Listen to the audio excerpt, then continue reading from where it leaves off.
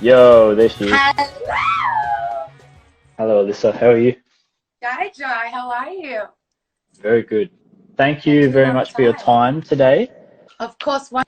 Can you see me? Am I good? Can you hear me? It's I know you're really busy. Yeah, I can see you in here. Are you using Wi-Fi at home? Yeah. You I can hear just me got home okay? from the studio. Okay. Yeah, so guys, Mip. What up, me? Hi. So we have Alyssa Chriqui here today. She's is it seven-time Samba World Champion? Um. Yeah. And then I've got one samba, and then Salsa. I've got 7 samba and 1 salsa. That's right. I got it right. I just said that earlier, so I'm glad I got it right. Servus. So we're really lucky to have Alyssa because she's a very busy lady. So we only have half an hour. So if you guys have any questions, you're more than welcome to put your questions in the comment section, and we'll get through them as quickly as possible. How is coronavirus in Israel? What's happening with you? Coronavirus in Israel at the honestly, this is a great day to do an interview because we're actually going back to normal day life today. So this week I've started opening my group lessons. Hmm. But we can only fit in the studio. I've only got 10 people, including myself, that I can actually fit into the studio. So I'm having to sign everybody up, making sure that we have the right amount of people in the studio at a time. We have to also make them sign like health forms beforehand, check their temperature. They need Oh, to be like, yeah, there's all these rules that we need to like take care of. But up until today, it's been quite difficult. I've been out of the job for about 2 months, and yep. the government, it's not like Australia. We haven't really had that much help. Wow. So paying rent for the studio, paying rent for the house, everything like that, nothing's been frozen. We're still paying for all of our rent and bills, but not really getting Hmm. much help. So a lot of people have been finding it really difficult. But thankfully, I opened up online classes, and those have been going really well and keeping my head above the water. That's good. It's good to hear. So a lot of people do know this, but some people don't know this, that you're actually living in Israel, but originally you're from Australia, right? Yeah, I'm a Sydney girl. So I grew up in Sydney, or like Rose Bay, so like eastern suburbs. Rip. And then I moved to Well off Israel when family. I was, huh? Where were you What? born? What? What suburb were you born in? I grew up in Rose Bay. You were born there though? Were you born in Rose Bay? Yeah. Like, I don't know if the hospital was there, but I grew up there. Yeah. What would it say on your passport? That would tell you on your No, I Australian was passport. born, In yeah, I Rose was born in Bay. Sydney, Australia, and my suburb was Rose Bay. I've lived in the same, my parents live in the house that I was there since I was 1 year old. Right. Okay. And the only reason I ask is because I was born in the eastern suburbs, so I was curious if it was the same hospital, but it doesn't sound like it. Brava. Yeah, I was born in Paddington. Oh, nice. That's very Yeah, close schmuzzy. to you. So you have dual citizenship. So you were born in Australia and you were raised in Australia, but you're half Israeli. Is that right? Yeah, so my mother originally is from England. Is And that your sister my that just joined us? Is that Geordie? Yeah, Hey, Jody, Geordie. hi. So Jody lives here as well. She came to visit me a few As years in, ago as and in she lives liked here, it. not in Israel. Yeah. Yeah. Oh, she lives in um, Israel. she lives in this, like, I don't know Oh, about okay. you. I She thought she came was to still in visit me Australia. and she loved it. Okay, So okay. she ended up moving here. She's at uni here now. Hi, True, Jules. okay. So So, what made you go to Israel? Because arguably you left the best country in the world. yeah, everyone here asks me the same question whenever I meet people here. They're like, "Why did you come here?" Because they're trying to get here, right? And then you're like, oh Yeah, no, I'll they're go to all like, Israel. I swear to God, it's scary. Like when I first moved here and I was dating, I was like, I swear to God, some guy's gonna date me because they want a passport to Australia. Like it is scary, because everyone wants to come to Australia. It really is like, I would say, the best place to like raise a family, and it's, they like, from especially during the coronavirus, like you see how much they're helping everybody, like, and also Mm, the amount of deaths and things like that. It's like, I think it's less than Israel, and Israel's the size of like the eastern suburbs. Like, come on. mm, Australia's been doing so well from what I hear from my parents. But yep. why did I move here?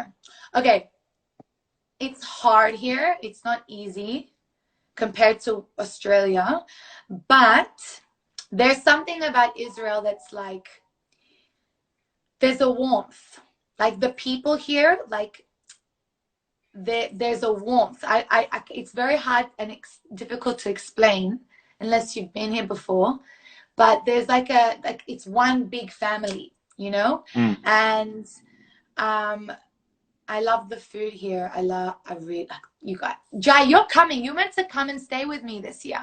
I was meant to, yeah, I was meant to go when I was doing my Europe trip last year, but because my visa, I had difficulty with my visa towards the end of my stay in Europe, so I couldn't stay any longer, which is why I had to leave Europe. So I had to pick, and Israel, the flights were expensive, but Romania, they were really cheap. And I worked at a festival at Romania like straight away, and then I got so much work in the UK. But it's on my list. Like it's on my list to go there. I would love to go because I have a few You're other. coming to stay with me when you come. Yeah, I would love to. I would love to see what made you leave Australia because you've been there for a while now. Hey, how many years? It's like a really small place, and everything that you need is here. Like you've got in the north, like a lot of greenery and waterfalls and like nature. In the south, you have like the desert. In the center where I'm from, like where I live, it's like crazy party. Like I would say our Mardi Gras is better than Australia's Mardi Gras. Like I don't partake because it's not that I'm against it, but I'm just never in town when it's on. So yeah, I've been overseas a lot. Great. Like the nightlife here is insane. Not that I actually go out. People think that I'm like, oh, like let's go out because I live in Tel Aviv, which is like the city for that. But no, I like literally live at the studio and come home and then like, fall asleep on the couch. So you've been competing now on the world stage for like I think the first year that we were there together. I think it was like 2013. Was that one of the years that you competed? I'm sure. I think you made finals for salsa solos at the World Latin Dance Cup. I think it was, it was like 5 years ago. Yeah. Yeah, that's the first year I remember. Was that your first year? So no, okay. What happened was okay. Do you want me to quickly tell you a bit of my dance background, and then go into sure. it? I'm sure everyone else will concur. That's what they're here for. It's not for me. Okay. So when I was 5, I started ballet. I went to a dance studio in Rose Bay called the Ballet Class. I danced ballet for 16 years. I did well, I think one of the most like important like dance styles that I ever studied that really helps me with my salsa is flamenco. So at that studio is where I started my flamenco training, and that's I really feel where like I got my my styling from. And then I did hip hop, I did tap dancing, jazz, modern, whatever. And then I auditioned for Newtown High School for the Performing Arts. So I went to a performing arts high school. And there you have to audition to get in for dance. There's about 1,000 people a year that audition. They take 30 for dance, 30 for drama, and 30 for music. And you have to audition via contemporary dance and ballet. Then I hit like around 14, and then my like puberty hit. And then it was like, okay, your hips have grown. You got a good like bunda, you know, culo. And it was like, that's not, ballet and contemporary is out. Like, say goodbye. So that's kind of what drew me to go towards salsa, because like the woman's body that's more like voluptuous, like celebrates that type of body shape. So I went and tried that. I started dancing with a guy called Oren. Do you know Oren? Yeah, he used to dance with Pascal, right? Yeah, Oren Shoshan. So I learned of Pascal and Oren at like it was a Jewish, like, it was called the Hakoah Club in Bondi Beach. So I went there. They did like a class for like old people, like grandparents, and I joined in. So I was there with my sister. We were like in gym wear with all these grandparents. I was dancing with all these old guys. It was so cute. I was 15. And then he was like, listen, I have a school called Salsa Vibes in the city. You should come. So I went there. I started dancing a little bit. I met a girl called Patricia. You know Patricia? Maybe not. I haven't been on the scene for very long. People think that I have been, but I've only been dancing for like 7, 8 years. Okay, so I started, Patricia needed some girls to do some samba shows on boat shows. She brought me on. That's how I started samba. And then I met Luda, and Luda introduced me to Oliver. And I moved over to Latin Motion when I was about 16 years old. And then Oliver took me under his wing, and Luda as well. And they choreographed me and my first dance partner called James Strubitsky, who, by the way, was my first ever boyfriend. We were like, we never kissed. We never kissed, but we were boyfriend and girlfriend. Is that you never kissed? No, I was called frigid. I was too scared to kiss a boy. I hope you're listening, Geordie, because there's a lot of like juicy stuff that she's. I wasn't planning on this being part of the interview, but you seem quite open. This wasn't my question. This is gonna get you the ratings, Jai. I don't need ratings. I just need surfboards at the moment, so I can go surfing. That's what's keeping me alive. Yeah. Right. So you moved over to Latin Motion, and then you had your boyfriend / dance partner. So then we competed in the youth division, and we won. We won the first year, so we were the Australian youth champions. And then the second year, my mother said, "Listen, if you win this year's youth division, I'm gonna allow you to leave school." So I was like, okay, because I really wanted to leave school after year 10. I knew I wasn't gonna go to uni. I knew that like I was gonna pursue dance as a career. So then we won the second year around, and then I left Newtown after year 10. And then I was dancing. What happened then? And then I moved to Israel. And then I moved to Israel when I was 18 years old. I met a guy in the airport and fell in love, and I moved here. And I stopped dancing. In the airport? Yeah. Well, he started talking to me at the airport. Right, okay. And you exchanged details at that stage. Yeah, I was all like too in love, so I forgot who I was and I stopped dancing. Because I met you not long after that, because you came back to Australia, and that's when we first met, because that was my first year competing. Yeah, we met in Bali's studio.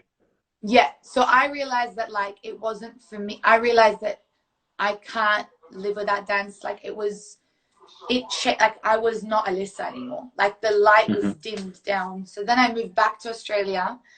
And then I started training with Vali, and that's when I met you. And then I missed Israel. And then I moved back to Israel.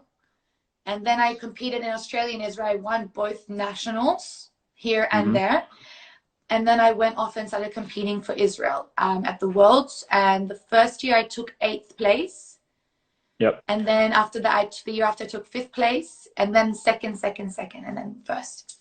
And then second again. So that's kind of that long ass timeline. That was years compressed into like 10 minutes. That was a really good effort.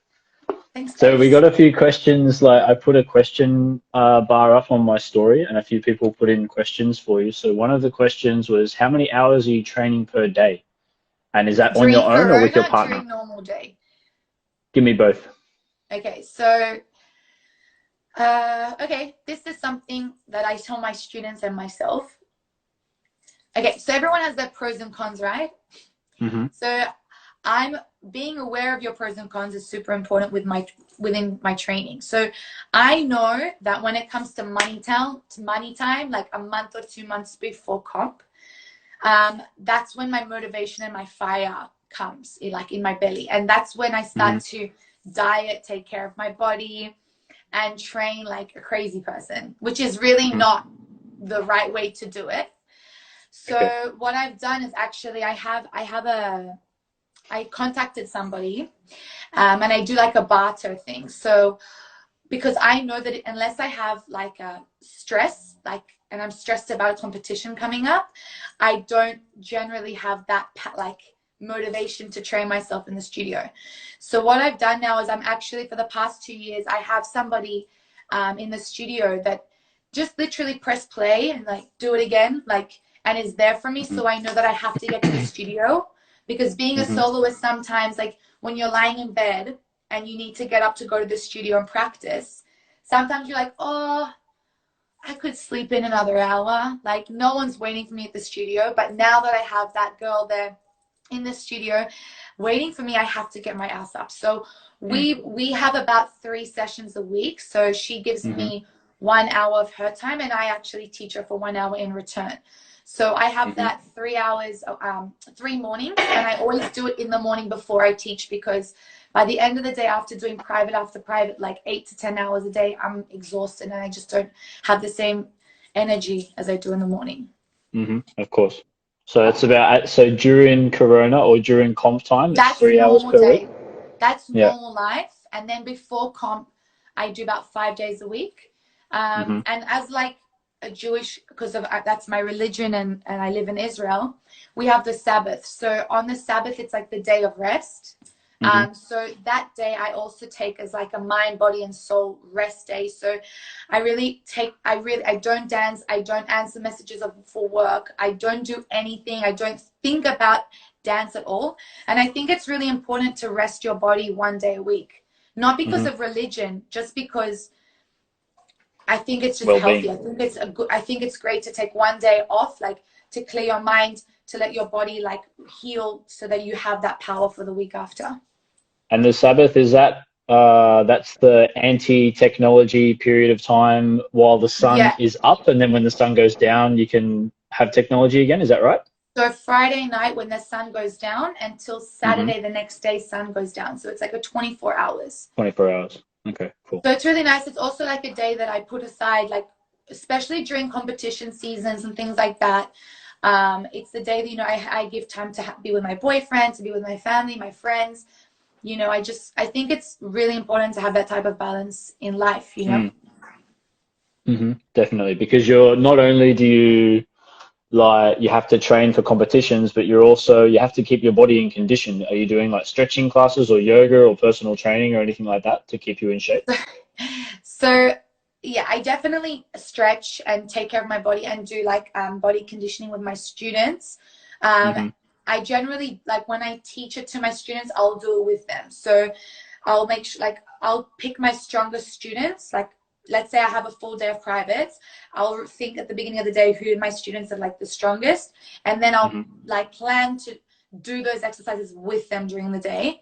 And then recently, in my personal relationship with my boyfriend, he is a gym owner, and he started to get me into other types of training, which I definitely think I can feel the difference. Definitely. Like before I met him, I've never done a squat in my life. Like I literally have no idea how to do a squat. But now I'm doing them on a daily. And I think it's actually really helped me, because when I work with my partner, Chris, with the lifts and tricks, which I haven't really done before, I've always been dancing like non-cabaret. And with Chris, he's Colombian, and he's crazy talented with tricks, and he's so strong. So he's actually the most incredible partner. He throws me up in the air like I'm 40 kilos. So also having the strength in my arms, which I think my body was very uneven. I think I was very strong on my legs because of my footwork and whatever. But because I didn't do lifts and tricks, my arms and my upper body was a little bit weaker. So I'm trying to strengthen that part up so that I can start to do more cabaret with Chris. And that's not typically a direction you've taken your dancing in the past, because in the past you were concentrating more on solo work. Yeah, definitely. I love dancing solo, but like I said before, it's a little bit lonely and it's a little bit difficult just to, like, a lot of soloists say the same thing. We all backstage, all the soloists were like, oh God, it's so hard to get motivated. Like, because you need to go in the studio and you look at yourself in the mirror, you put the music, and like, if you don't give your 100%, like you're not letting anyone down. Like it's just yourself. Do you know what I'm saying? And sometimes when you're tired and you give that 80%, no one's there to scream like, come on, you know? And dancing with Chris now, like just knowing he's there at the studio, and like when I'm tired, like he'll scream at me. When I'm, you know, he's tired, I'll scream at him, and like we just push each other and feed off each other. It's such a breath. I really, really enjoy dancing in a partnership, and it's very important to have a good partnership. The thing is with me and him, he only speaks Spanish. He doesn't even speak Hebrew or English. Oh shit. Okay. Yeah, and I can't speak Spanish. So we like sign language, like, you know, I'll be up in the air like in a lift, and I'll be like, put me down. And he'll be like, what? And he'll be like, it's crazy. It's funny. It's really hilarious. So you have the opportunity to learn more partner work Spanish. stuff with a partner, and also learn Spanish, and he can learn English or Hebrew. Exactly. It's really working out well with Chris. Okay, good. I'm happy for you. Yeah. So we had a question here I've got on my computer. Who are your dance inspirations and why? Who inspires you on the dance floor, or as an artist or a competitor, or you can answer it within those if you like. Okay. Um, I have to like I have to give thanks and what's the word? My English is gone. Recognition, When you owe it to someone, pay homage. maybe that's the word. To like okay, obviously from like Vali and Luda were my two Hmm. female teachers growing up. But I would say like my main salsa instructor was Oliver Pineda. Hmm. Um, he, you know, having all my dance background and all my training with ballet and contemporary, and you know, obviously made me who I was and everything like that. But having Oliver was really my inspiration, like in the studio. Like I always wanted to learn off him and look like him, and so he definitely was my biggest inspiration in salsa. Hmm. Um, in dance in general, who's my inspiration? To be honest, I actually I have too many names. Do you know what I'm saying? Like Can you there's give too me many two? names in my. I think as much as I don't dance like him, I would say like a genius mind of salsa for me, like out of everyone that I've met and work and like taken class with and worked with, um, like Franklin Diaz. Hmm.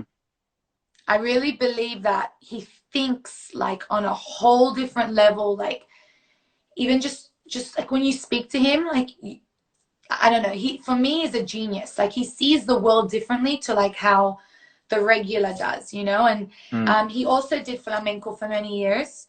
Hmm. And I definitely think like I said, Oliver was my main instructor, which is a male.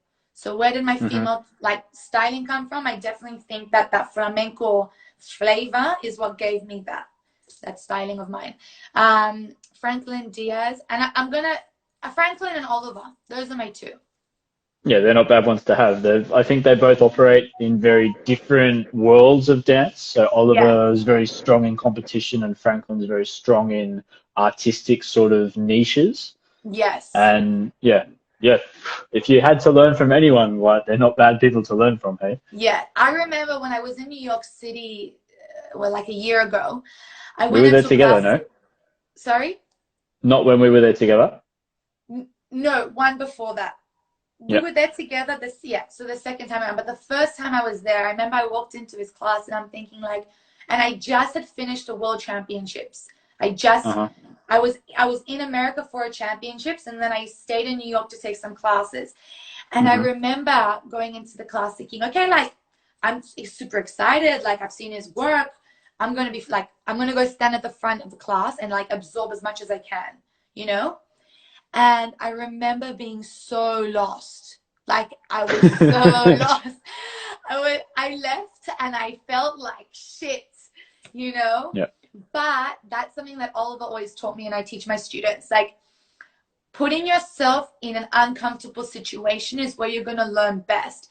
So me going to Hmm. a class where I'm like enjoying and it's like fun means that I'm probably seeing all the choreography and all of the movement. So like I'm just plateauing. But when I'm in a place where I feel super uncomfortable, as long as I stay in the right Hmm. mindset of like not giving up and like just take as much in as possible, like that's where you're going to improve the most. So I went back to Hmm. Franklin and then I came back again the Hmm. year after specifically to take his classes. Hmm. I struggled a lot in his classes because his content is very different to any other Yeah. person that you go and learn classes from. Like Yeah. and his students know his combos, like his footwork combos. He'll Yeah. like sometimes you don't even hear calls. He must have like He just signals that goes, he does. you're like, oh, and you're like, bah, bah, bah.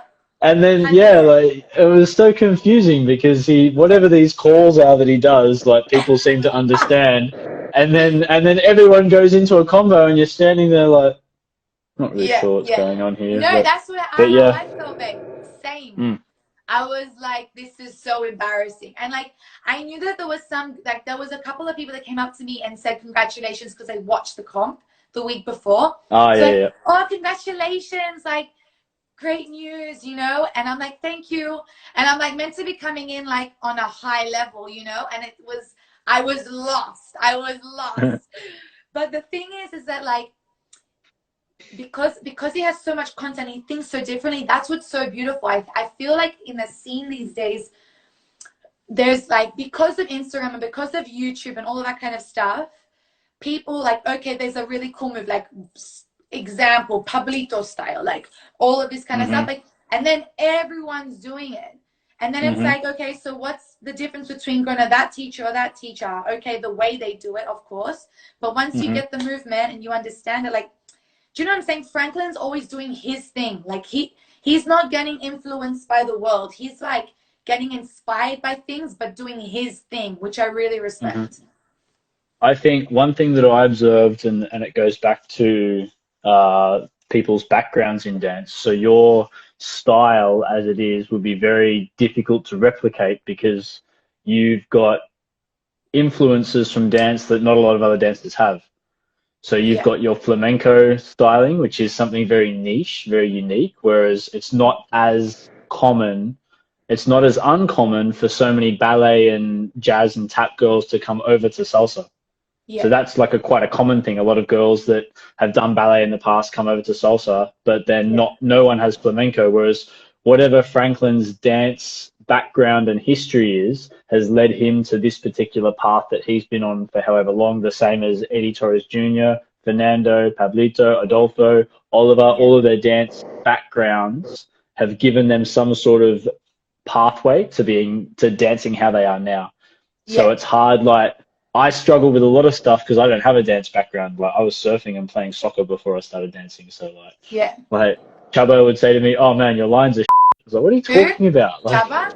Chubbo, Yeah. because I didn't know what lines were like until I Yeah. like had to go and learn. Yeah, but So you just started a few years ago and you've gone from here to here.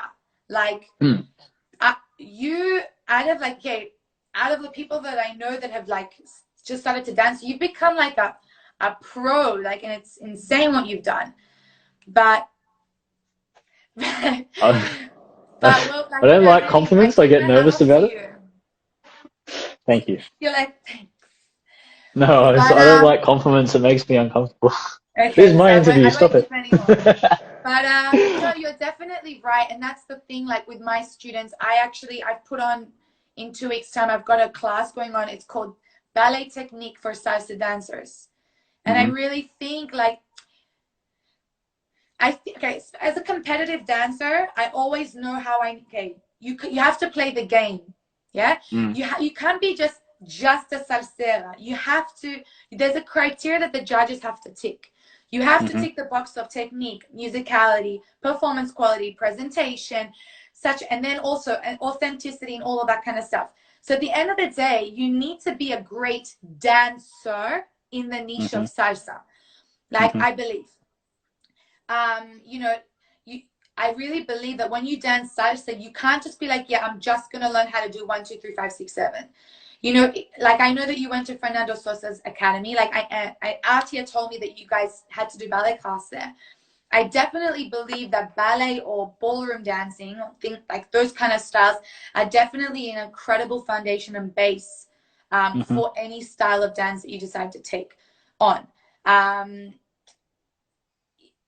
think it definitely helps because of the technique and the line, and a lot of the time when you have salsa dancers coming in at a later age, they come in and they want. This is another like thing that I learned from Oliver. As you can tell, I'm a protege of him. Yeah, he always told me about chocolate and broccoli, or peas and broccoli, I think he says, and I teach it to my students now as well. So kids want chocolate because it's yummy and delicious, right? And that's what's going to make them happy right now on this moment. And then you have broccoli that is not going to make you so happy right now, but it's going to make you happy in the future because it's going to keep you healthy. And so the job of the mother is to give the child what it needs, not what it wants. You know that the child needs the broccoli, not what it wants, which is the chocolate. So the same thing, like what happens in classes or also in workshops when you go to congresses these days. Everyone's coming in like teaching like a crazy ass, like awesome choreography that looks great on Instagram. But at the end of the day, you leave the studio, you walk out, and then you can't, like, what did you learn in that class? Were you just trying to remember what step comes after another and that's it? Or did you actually learn how to do the movement and actually become a better dancer? Do you know what I'm saying? And I just think that these days, everyone's trying to get the chocolate. Everyone's just trying to like learn quickly and just get to the end point as fast as possible. But when you learn quickly without learning all the foundation and technique, which is the annoying stuff, which is like drills, like just doing your basic step and your upper body movement like hour after hour after hour, you can only get to a certain point. Do you know what I mean? Totally. Like, I've done about 7 of Oliver's musicality workshops over the years, and it's reinforcing all of that. Yeah, I agree with you. Yeah, I think it's the boring stuff that makes you that great dancer, you know? And some people don't have the patience for it. Some students will come in and they'll be like, oh, can we learn a choreo? And like, it's not, you know, I know what they need. I know that they need to just do this over and over and over and get that base in. And then they can fly and take whatever class they want at any congress, at any workshop. And the way they're going to do the movement is why they're going to stand out in that room. Do you know what I mean? Totally. So, yeah. There was another good question here. It was, what are your plans for the future? And that can be dance-related plans. Like, do you want to compete again? Life-related. Or life-related plans. What are your plans? Near future. Next 5 years. Yeah. So the coronavirus is very weird. I don't know. Like, I've always had this situation in my life that I've always had 2 dreams. So one dream is to become a world champion. And like also in samba, it didn't matter what genre. It didn't matter if it was samba or salsa. I just wanted to be the top at something and like be proud of it, and you know. And then I got it, and then I was like, oh, but I have more. I can give more. And then, you know, I competed the next year, and every year I got better. And now I can say I've created my new solo for this year that no one's seen yet, and I love it, and I love it way more than last year's solo. Do you know what I mean? And I'm very proud of it because it's last year and this year is the first years I've ever choreographed my own solo. Before that, it's always been my trainers. So I'm really excited about competing, but then all of a sudden this coronavirus has come around, and I'm just like, is there going to be world championships this year? Is the air going to open? Are people going to have money to fly and compete? So I don't know what's really happening, but the thing is I have, like I said, 2 dreams. One is, you know, to be that world champion and to, you know, be a woman of career and like take it to the next level and just be the best of what I do and inspire people and inspire my students.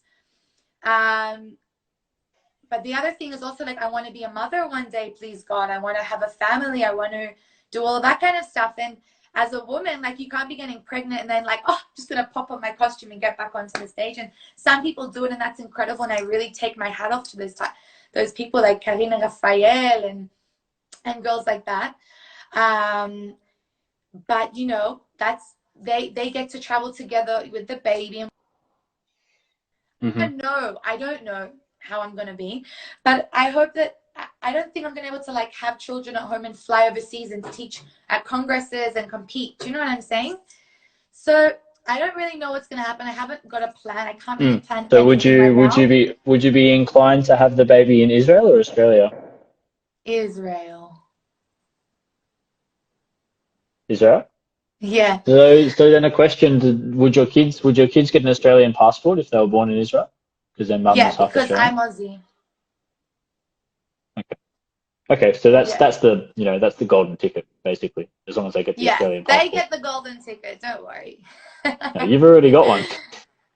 Huh? Yeah, I said you've already got the golden ticket. If you've got an Australian passport, that's like People Yeah, but like it's go crazy crazy. for Like, that. if you ask me right now if I see myself coming back to Australia, no. Ever. No, to visit. I live here.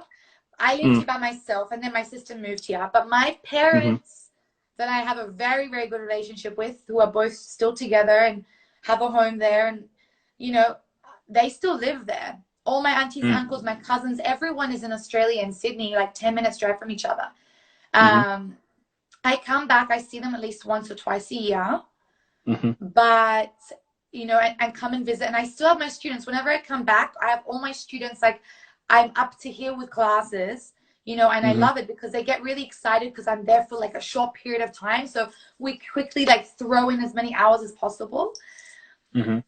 But there's just something about, like, the mentality here in Israel, that like about the people and the way they live here, that Hmm. I really, really love. And also on top of it, like, being so close to Europe as a dancer with like congresses and things like that, the tickets for people to book me are much cheaper. When I was living in Australia, like, for them to book me to come over for a congress for a weekend, it was difficult. You know what I'm saying? Yeah, And you they would can know. pay for three artists. Yeah, I know. Yeah. That's why I spent so much time in Europe. Yeah. So now people, like, Cyprus, Istanbul, all of these countries around Israel, they book me, and the flights aren't so expensive, and I Hmm. just get booked much quicker and easier that way. It's a lot easier to network, and because there are three, four congresses per weekend sometimes in Europe and the Middle East and like the north of Africa, you Yeah. have so many more opportunities for work. Yeah, it's really true. Definitely. And, like, honestly, the thing that I always thought about is was being the Israeli or the Jewish, the girl that represents Israel. I didn't think that I would get work like in Istanbul, in Turkey and things like that. But Hmm. actually, I would say, like, my top bookings are countries like that. And Mm. it's so beautiful. I remember a few years ago, I think it was 2 years ago, there was something going on, like, politically, like, with, like, between Israel and Turkey. I can't remember what it was going on. And Yep. they were saying it was too dangerous for Israelis to be in Turkey at the time.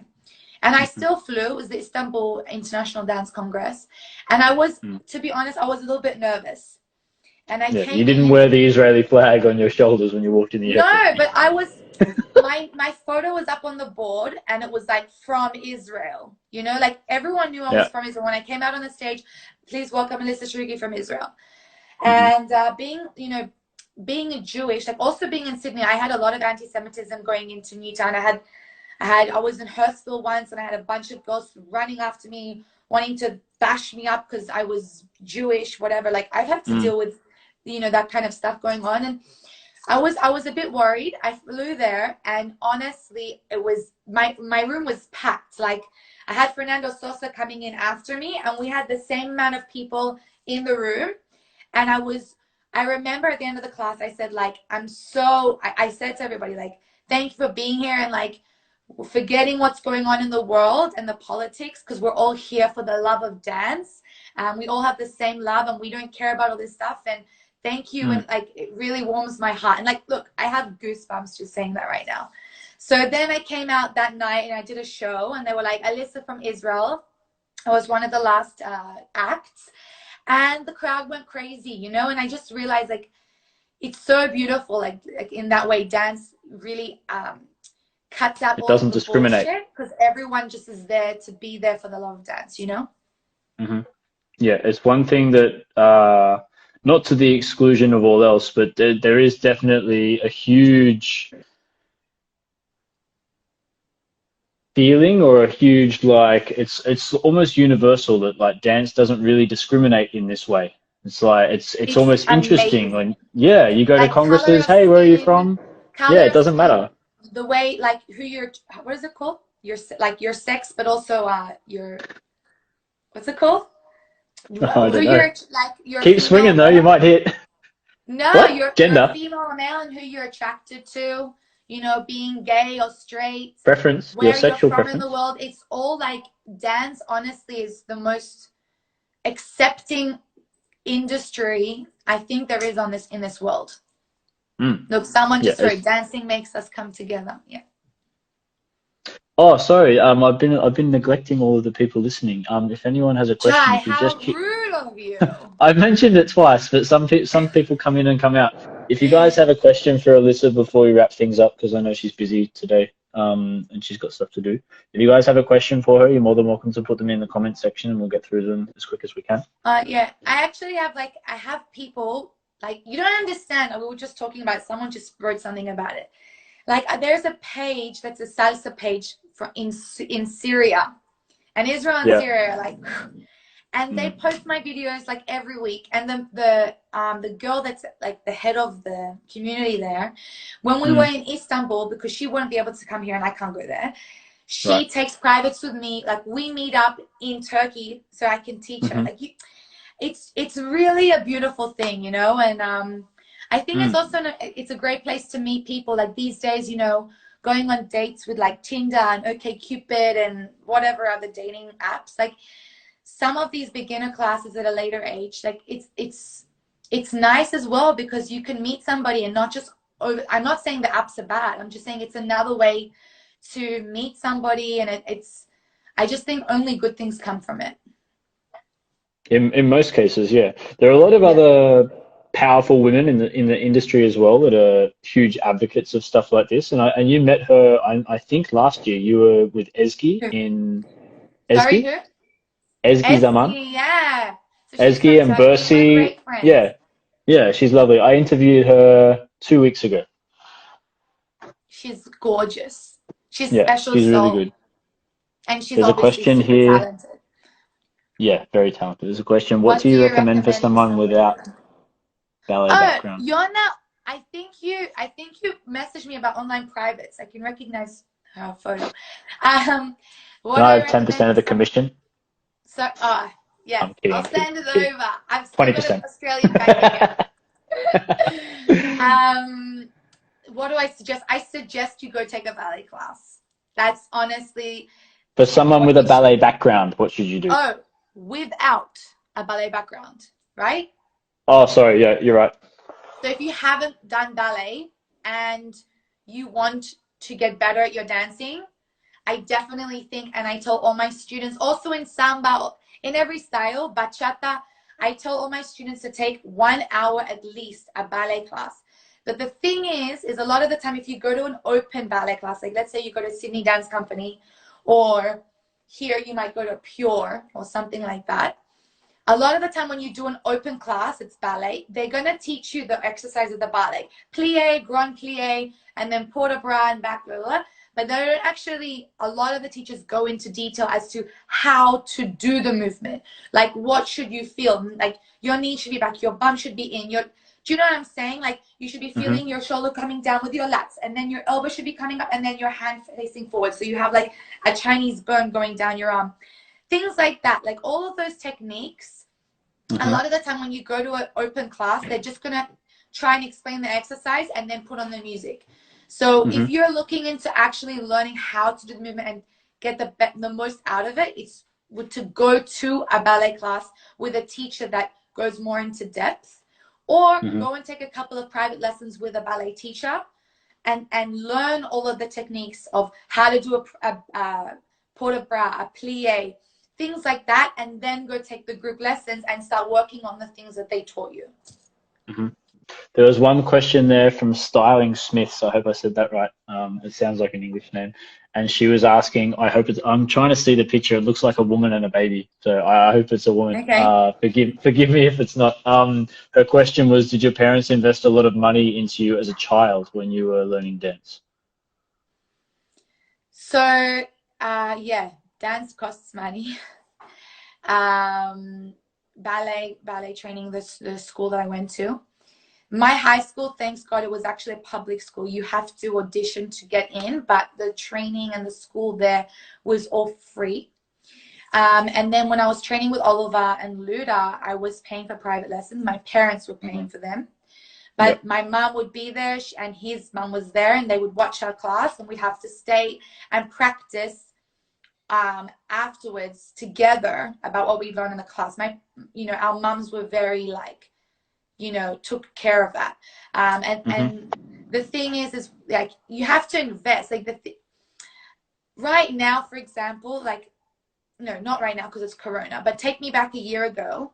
If I have a certain amount of money in my bank account and I'm going to go spend now, like last year I spent on my samba costume and my salsa costume.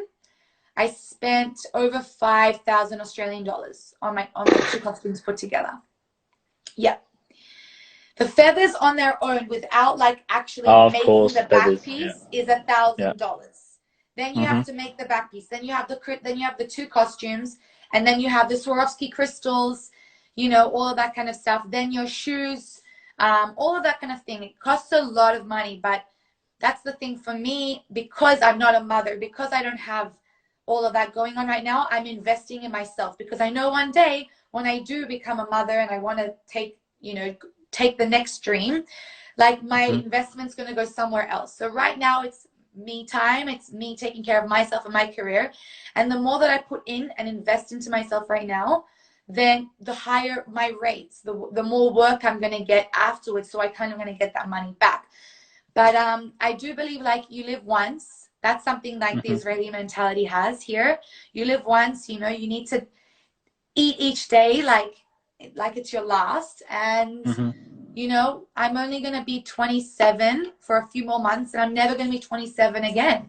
You know, one day I'm not going to be able to be doing what I'm doing right now. So I'm going to do it to the best of my ability, and really take advantage of everything. What's your time constraint, Alyssa? Because it's been 52 minutes. I'm good. I start teaching again in an hour. We can answer all the questions, and then you can wrap it up when you feel ready.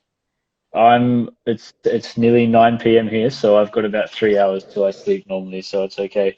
Oh, it was a woman, mother of 3. Thank you for your question. Well done, Jai. If anyone else has a question, you're more than welcome to put. You? Yeah, I don't mind. You want to check out my cute cup, guys?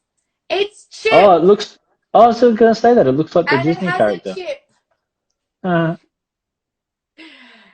From Beauty and the Beast. It's coffee. Is Israeli coffee good? Oh my God, best. We actually drink a lot of Turkish coffee, which is like the one that the mud stays at the bottom. Yeah, there's like sediment in the bottom of it. Yeah, it's delicious. I stopped drinking milk. I watched a film about how milk is made, and then I forgot. Yeah, you would be so proud of me. Okay, I still eat ice cream, okay, things like that, but I don't drink actual milk now at all. Like my coffee is always black, and no sugar, because I like the bitterness. It makes me wake up. Do you feel any different having cut out that part of dairy from your life? Were you drinking a lot of milk before? I'll tell you something. When I diet before competition season, I feel really good, and I drop weight like that. Like, and the thing is I'm not dropping weight because like, oh, I need to get skinny. It's just unnecessary. Like, it's unnecessary fat. Like, do you know what I'm saying? I'm not a skinny little girl. Like I'm still very muscular and thick. Do you know what I'm saying? But having that excess, I feel lighter, and I feel like I have more energy. And when I diet for comp, actually I have a really great, it's not a great story. I just have a nice reward. I had a student come in today for a private lesson in the morning, and at the beginning of the coronavirus, she came to me, and she came for a nutrition lesson. And I gave her my diet that I do before I take before comp, and she lost during coronavirus. She lost 7 kilos, and really, she lost 7 kilos within 2 months, and she ate. I've put on 7 kilos in 2 months. What? I've put on 7 kilos in 2 months. Yeah, I put on 3. Don't worry. If it wasn't for my boyfriend that was making me work out, I would have put on like 10. Thank God for him, seriously. But this girl, what I did is I gave her my diet that I do before comp, which is actually based upon just eating straight from the nature to the mouth. So nothing that's actually gone through a factory. So, you know, the avocado is fattening. They tell you not to eat that, like all of that kind of stuff. But I let her eat that. So if it's fruit, veggies from, you know, the trees and grounds, and then you have meat and fish, yeah, from the nature. Like obviously, you know, whatever. You can only go so far with the world we live in these days. But like all these like crackers and rice crackers that are for dieting and all that kind of stuff, I just believe like our body's natural, and things that are natural that go inside like just mix well better and better together. And that's what I gave her. Obviously I wrote it down for her, and I gave her really good recipes so that she'd actually enjoy the diet. But she lost 7 kilos, and I lose around 5 in about 2 months before comp, usually. So by cutting out it works. processed foods. Yeah. Yeah. It's just, and it's also a healthy way of living. Like if I had the motivation or like the willpower, I would want to live like that. Like it's a much healthier way to live. Do you know what I mean? And I have Yeah, two students. I'm I have right there another with student. Before that, she lost 10 kilos with this diet. And she's still living like that now because she just enjoys that way of living, you know? So it can be like, sometimes it can take like one thing, like you said, you watched a documentary and then that changed your yeah, path yeah, for your, like, I don't want to say modifiable risk factors, but your lifestyle choices were influenced heavily by this one yeah. particular thing.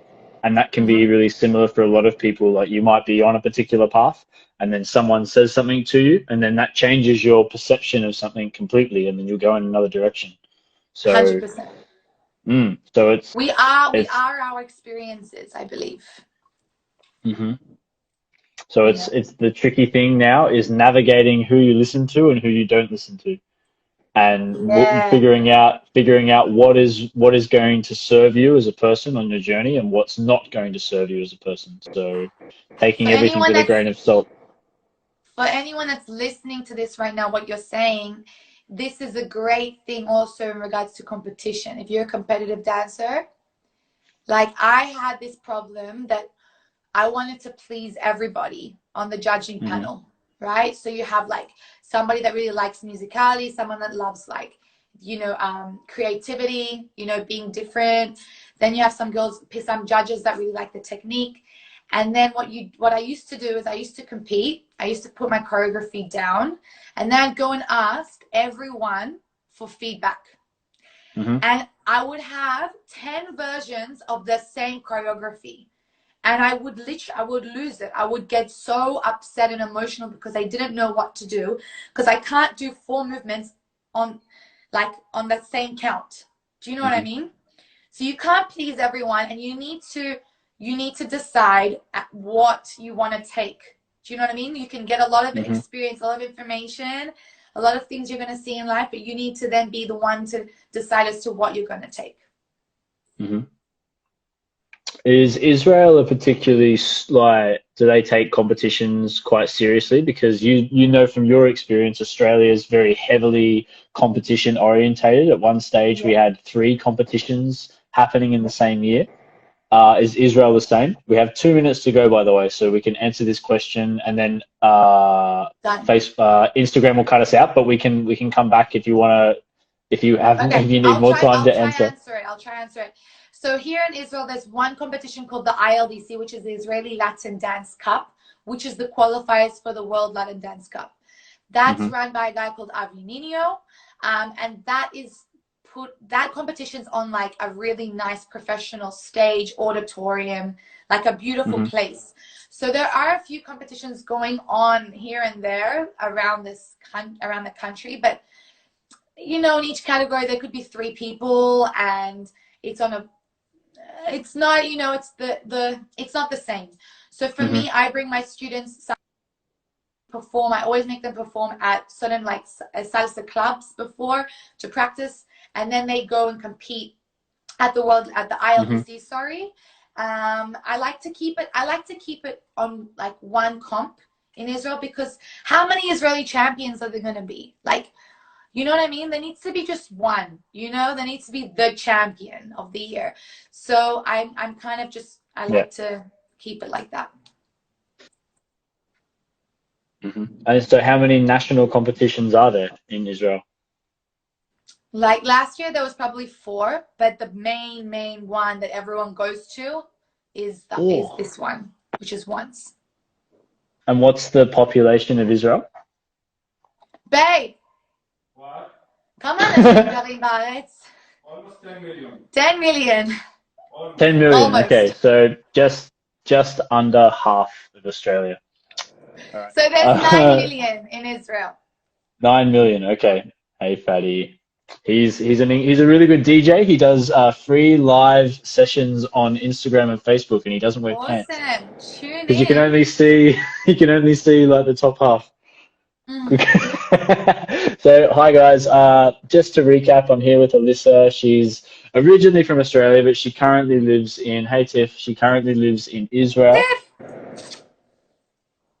Tiff does She's Tiff does online privates with me. oh nice. Aussie to Israel. I get my Aussie dose from her. Yeah, because you've retained somewhat of the accent, despite Yeah, moving that's over not there going for like anywhere, Jai. That's for like like 10 great. years. Aussie, Aussie, Aussie. They can't answer you. What? Oh man. Because they can't. Oh, why do I keep doing that? I'm so sorry, everyone. I don't know, but I I'm just trying said to. Aussie, Aussie, Aussie, and you didn't Oi, reply. oi. There's a Shame lag. on you. There's a lag in the in the live. This is so So- much fun. We should do this more often, Jai. I do this every week. I interview someone. Thank you, Oh my Stephanie, for god, your I just contribution. spilled coffee on my bed. Oh, I didn't know you're in your bed. I'm at my I'm table. on my bed. Okay. Oh, you are too. I can It's see the the best pillows. lighting here. Okay. Yeah, I have a whole setup here. You don't know what goes on behind the scenes of these interviews before I have to speak to someone. Oh really? Yeah, Well done, babes. I have to eat. I have to have a tea to warm up my throat. I have to charge charge all this stuff to get it ready. I set up a lamp. I wow. make my brother go into the other room. I had to go in the other room. My boyfriend's in the living room. And like whenever I do interviews and things like that, I get nervous like when people are there. Do you get that? I don't know. Like, I don't think so. He's not like, oh, why does this keep happening? stop doing that, Jai. Well, I'm trying to say hello to everyone. Like as their names come up, it says you can wave to them. Like as their names come up. So I'm trying to acknowledge everyone as they come on. Wave. Don't press it. Yeah, but it's hard when you're trying to have a conversation. Like I don't want to be rude. Yeah. Like every time someone comes in, I'm interrupting. Yeah. So we're getting distracted. Israel has 4 national competitions per year, and only one of them is a qualifier for the World Latin Dance Cup. There was one year that was a qualifier for the Puerto Rican comp. Okay. Puerto Rican, but they only did it 1 year, and that was it. Chaba! He doesn't come on Instagram very often, so this is and never for me. He never likes any of my stuff, so it must be for you, Alyssa, because it's definitely not for me. Aw, he used to teach hip hop classes in Latin Motion. I used to go to them all the time. He was the best. Did you know that for those of you playing at home, Chubba was on Dancing with the Stars for 7 years in Australia. He's like super famous. Super famous. Yeah, he's like lots of people know him. He gets requests to go to parties and stuff, like from people that are fans of Dancing with the Stars, and he goes and like dances with like the birthday girl and like wedding couples and stuff. Yeah. I'm like, Chubba, what are you doing on the weekend? He's like, oh, I've got like 7 parties to go to guest appear at. He's a busy guy. What a shitty job, poor thing. So if you're just joining us, guys, I'm here with Alyssa. Yeah. Yeah, I'm listening. I was just going to say, if you guys have a question for Alyssa, you're more than welcome to put a question in the comments section, and we'll get through to them as quickly as we can. What were you going to say? No, I was just saying because you were talking about television shows. Because here I did So You Think You Can Dance. So here was I did that version. Like it's called something else here, but it's pretty much that. But so I did that show in Hebrew. Here. Yeah, it's called Rakotzim Lirkot, Just Wanna Dance. So I did that show here, which also helped me get like. I feel like that's also a really big reason as to why I live here. Is because in Australia, the commercial world, for example. It's very difficult there, like, okay, let's think about celebrities or artists that sing in Australia. There aren't much because we speak in English, right? Whereas here, because we have our own language, Hebrew, we have our, you know, our celebrities singing in this language. So there's way more commercial work. So I kind of stopped recently because I got really busy with congresses. But before that, I was doing a lot of traveling, not traveling, sorry, a lot of like Nokia Arena events, backup dancing. I've done a lot of video clips here. And that also, all that, like that door opened because I did the television show. And then I started doing like backup dancing on like on other television shows like The Voice and things like that. It's like The Voice. It's again called something else. So yeah, that's also another reason why, because there's way more commercial work here than there is in Australia. How do you think How do you think so in Australia there's a very common, I don't want to say stereotype, but there's definitely a trend with Australian males not being interested in learning dance. Is it similar in Israel with guys learning to dance? As kids or at our age? Oh, at any age, but like typically in my experience, girls are a lot more open to learning dance and yeah, it's the same here. Men will be men. But I think the only places that it's not the case is in like Latin America or in Spain. Because that's their culture. That's, you know what I mean? The thing is also like in Australia, okay, Brazilian samba, for example. If you want to take that as people always ask me, why don't I wear a G-string? Right? I think I might have been one of those people. I can't count the amount of people that have asked that. Yeah, but really, because that's really that's the costume that most women wear, right? It's a G-string and the feathers on the head and everything like that. And when I was 16, when I was 15, when I first started samba, I was working for somebody for shows, and that was the costume I was given. And Chaba's here, so he might remember the first time I ever put that costume on, I was with him.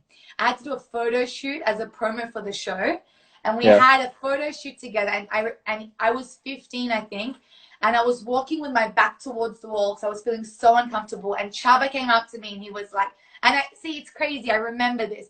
He goes, Alyssa, if you don't feel comfortable, you don't have to do this. And I remember that, you know, and it's more than 10 years later now. I'm 27. Anyway, I said, no, it's okay, I'm fine, because it was only we were in like place to take a photo, like we were in a photo shoot area, you know, and it was just us dancers, and I felt fine. So and then I realized like I don't really want like photos and videos up of myself like all over the place, like with those kind of costumes, and I stopped. So now I've been competing and you know, taking the world championships, but without wearing that costume, you know. What's my point? How do I start this? You went on this tangent. I didn't ask a question. No, you didn't. It's about being comfortable. No, I didn't ask anything. I'm gonna end up watching this. You said Chaba. Like, now I remember. Yeah, we can do that on tape 2. You can say, remember that question that you said you didn't ask? Yeah, okay, I'll come back. I'll put on my story about what that was about, because it was about. You were saying that you get asked a lot why you don't wear a G-string with your costume, with your samba costume. We're talking about culture. There we go. Yeah. Okay. So the thing is when I was working in Australia, dancing samba at events, you know, corporate events, whatever it was, men there, because they're not brought up with that type of culture, they would just see like, oh, she's this hot woman dancing in a G-string, like shaking her ass, you know, and they would see it in a crass, ugly way, you know, because they weren't brought up seeing that all the time. It wasn't part of the culture. Whereas if you go to Brazil and you see a woman dancing in a samba costume, they're not looking at that. They're looking at like, they see it as a cultural thing. Do you know what I'm saying? They're not like being perverts. So I think it's I was there for Carnival and it was insane. Sorry? I was there for Carnival 1 year and it was insane. It was dream. But do you understand what I'm saying? Like here in Israel, in Australia, like men aren't starting to dance like that because it's just purely not because of the culture, you know? It's not there. It's not their fault, you know? But yeah, very true. I knew I had a point, Jai. I didn't question it for a second, but it's so easy to have tangents. It's so easy to go off topic in other directions. But I'm okay with that. It's not a problem. If you're just joining us, guys, thank you so much for joining us. I'm with Alyssa Chriqui from Israel and also Australia. If you have any questions, you're more than welcome to put them in the comment section, and we'll get through them as quickly as we can. Some people put them in like the question thing that I set like a day ago. Oh, okay. I can't see that But so then. I have to go out and go back into them to find them. But I answered a Right. few that were in there. What's your Let's sister answer doing two in? more questions. Okay, two more questions and then we'll bounce. I was actually going to ask if your sister is dancing, if she had the same upbringing as you in regard to dance. Yeah, we all started with ballet at age 5.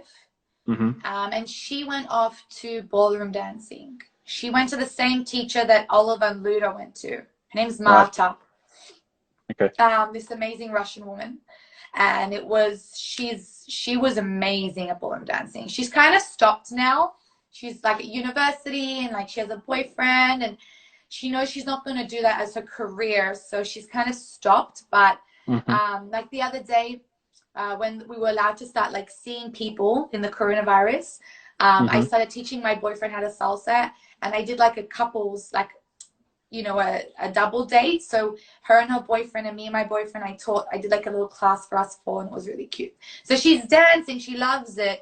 She was incredible. She was an Australian champion of her age in ballroom dancing. She was, and she was born with this like amazing body, and her, you know, those feet that point like to there, that's her. That's Geordie. Okay. She was born with the gift. I had to put my feet underneath like my closet to bend them as a child to make them point. I think, how much younger is she than you? She's a few years 6 younger? years, and then I have one more sister that's 21 months younger than me. She also danced. Okay. She went to Redham High School, which is a private school, but she went there on like a percentage of a scholarship because of her dance as well. So we all danced, and we were all like, it's in the gene. Do you think that having a high achieving older sister has made them push harder because there's a higher bar to reach because of you? I don't know. You'd have to ask them.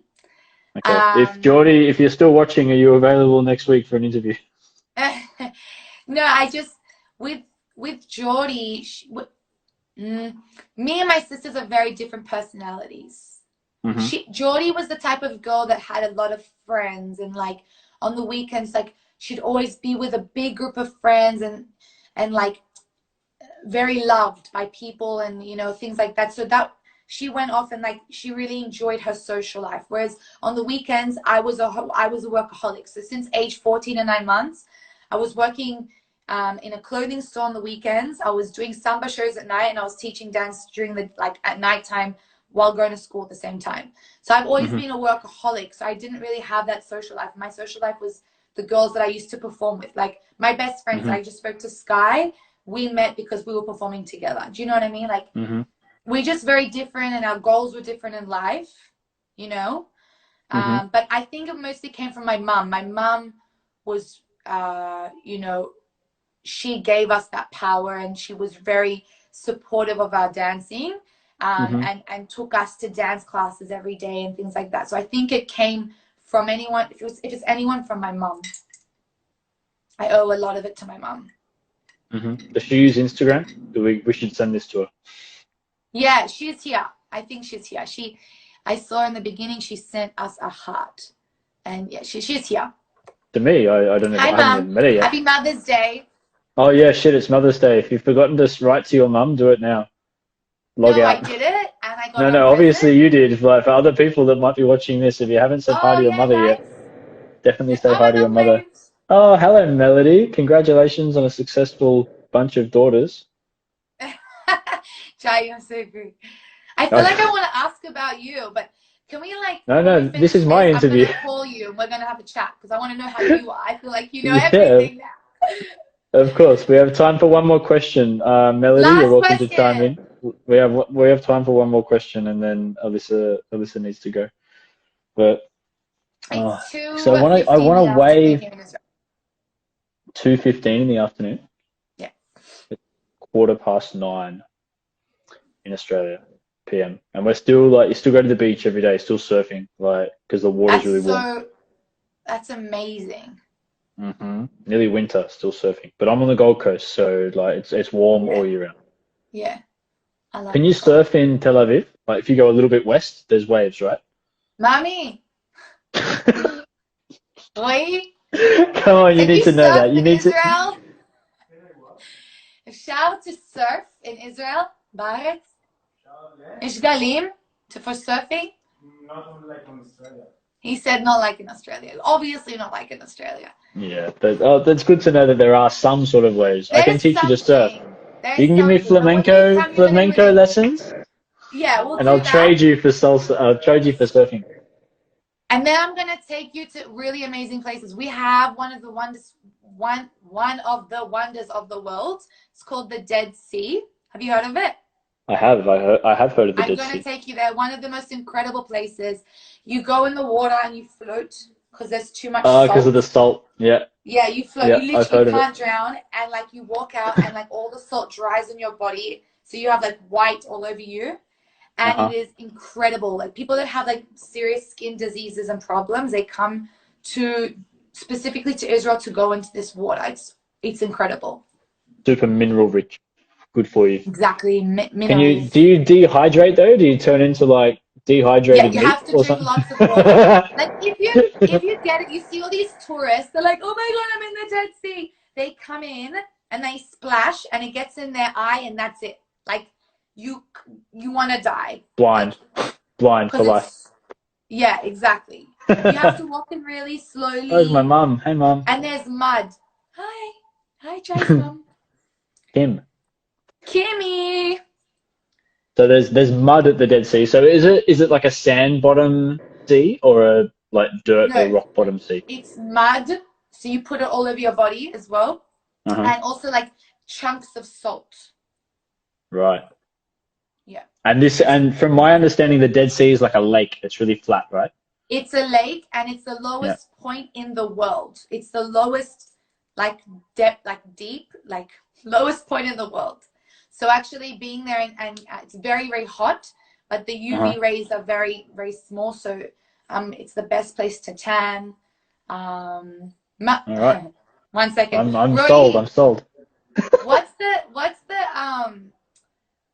what do you call it? Like how would you say like on the depth, like the sea level? What's the above depth of like ים המלח? איך קוראים לזה? זה הכי נמוך שיש בעולם. We might have to do the next interview with your boyfriend because he's getting half the questions. Yeah. Yeah. כמה זה נמוך? He's checking it. Yeah, I understood what you said. You don't have to translate for me. Also, we're sharing it with Jordan. Oh, okay. You shared okay. Yeah. Good one. Tiffany had a question. I have to go back because I can't remember exactly what it was. Something about confidence. Wait. Minus 35 meters.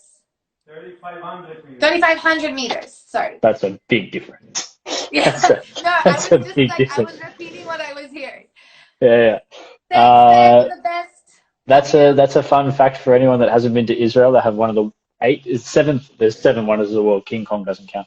7 wonders of the world, the Dead Sea. They share it with Jordan. I'm going to go there. If I go there, I'll make a video about it. You guys can check it out. About me floating. I took Sky there. Is it on your Instagram? Yeah, and my YouTube channel. But I will take you, and we're going to make an amazing one. We'll even dance there. Awesome. That sounds good. No. You can dance on the water. It's so mineral rich. We'll dance on the salt. It's so beautiful. It's like just all white. Awesome. Can you do, this is something I've always really wanted to do. Can you do the image tricking photos like you do in Bolivia, on the salt lakes of Bolivia, where you get someone to stand in the distance and then take a photo of them and they look really tiny? Can you do stuff like that? Do you know what I'm talking about? We'll try. We'll just come. We can try it. Yeah. I'm going to tag you in a photo so you understand what I'm talking about. I think anyone that's seen anything to do with Bolivia, the salt lakes in Bolivia, I would like to know if you can do that at the Dead Sea. But I think it's more of it. Not to Bolivia. I need to go there to pick up another ring. Okay, so let's go together. You come here, then we'll go together. Okay, I can't host. I can't host you in Bolivia because I don't live in Bolivia. But Tiffany's question: how did you build your confidence? That's quite an open question, not like an instant build of confidence, maybe like an ongoing I'm building like of confidence. processing There's a lot the, of years of confidence going up and down. It's like 2 steps forward, 1 step back yeah. with confidence. I think, I don't think, okay, even women that look very confident, we also have insecurities. Like, don't think that I'm sitting here with Everyone. like the utmost amount of confidence. Like, definitely not. I have a lot of Double it insecurities again. and I have my own things, you know, like that I would be lying. Hmm. Um, I think going to Newtown, going to a school where everyone is so different and I was so out of it, I definitely got thicker skin there. And though it was very competitive, like who's the most beautiful, who's also a Hmm. triple threat, like who can sing, dance, and you Act. know, act, Hmm. who also is good at academics. Like Hmm. it was a very competitive school. And also in dance, it's a very competitive place. And you get thick skin when you start to audition and get rejected and you do this and you get rejected, you thicken up your skin and you have to just believe in what you do and like be like, this is me. Like there's a guy, you know, Ismail, he's a guy in New York and New Jersey, and I was so nervous this one show before I went out onto stage in New York, and he said something to me that I always remember, and I always do now whenever before I go out on stage. Okay, you're asking if I'm confident. I'm a nervous wreck before I go out onto stage. Like it's terrible. Like my Hmm. stomach and I can't sleep the night before, and it's. I'm very very nervous. Okay, I'm not that confident at all. I have to play that on stage. But he said to me, he goes, "Okay, let's take like take an artist and put them on stage and put them on repeat 20 times in a row." Like the Hmm. audience is going to get bored. They don't want to see the same dance and the same person over and over and over again on repeat 20 times. So Hmm. don't try and be somebody else or try be, you know, like you're not. Like be you, because people want to see something different and people want to see you. Whatever that means. Whether, you know, you're having a bad day, a good day, what's your style, like be you. And I definitely believe in that. And I thank Ismail for that feedback, because I definitely, that helps me, you know, because this is who Hmm. I am. All my experiences and all of my learning and the amount of investment that I've done of traveling, taking classes, meeting, doing whatever it is, has made me who I am. And that's why people want to see me, because they don't want to see the same thing over and over again. They want to see contrast. They want to see Alyssa, you know. Hmm. um yeah, that's my So answer I for hope that that one. answers your question, Tiffany. Tiffany's a Tiff, friend I'm of yours sorry, from that was a Australia, hard right? question. All right, Did you hear Jai. me? I think there's sometimes a lag. So I want to say a massive thank you, Alyssa. I know you're really busy. I know they're crazy times at the moment, and we all appreciate your contribution to these interviews that I've been doing. Thank you very much for your time and for answering Thank these you, questions. Jai. My pleasure. Honestly, my pleasure. Next week I have Artie on Saturday, Oh, Artie. so Artie's tuning in. So stay tuned for that one. If you guys don't follow Alyssa on Instagram, make sure you go onto her Instagram page and keep up with her online classes and her Yeah, if competition anyone schedule wants to because take she's my very online busy. classes and support artists that have to pay rent. Support artists. Yeah, so make sure you check her out if you haven't already. And thank you again so much for your time. And Bolivia, Really, Salt thank you so Flat, much. and That was Dead Sea, actually Salt so Lake are much different fun. things. Yeah, my pleasure. We planned on I'm half trying an to. hour and we did triple that. Yeah, I try and keep it interesting because I think like the one of the difficulties of having so many artists, and you're very special because you're heavily influenced from Australia, but you've also branched out and done your own thing and are sort of pioneering your own thing in Israel. And I think you have a lot of value that people in Australia can learn a lot from. So when I started doing this, I wanted to pick people that would benefit from the artists that I'm friends with, but also who have a lot to bring to the table as far as experience and knowledge goes. So, yeah, I appreciate your time. Thank you so much. And Thanks, looking forward Jai. to And seeing we need you to in chat. I want Israel. to hear how you are. And thank you, everybody that was here listening. I really appreciate it. Okay. Thank you all so much, guys. Stay tuned next week for Artie's Stay interview healthy. and stay healthy, stay safe during the COVID-19 crisis. I hope wherever you all are, the restrictions are easing and it's getting easier. But yeah, keep dancing, stay happy, and we'll see you all later. Besos. Thanks, guys.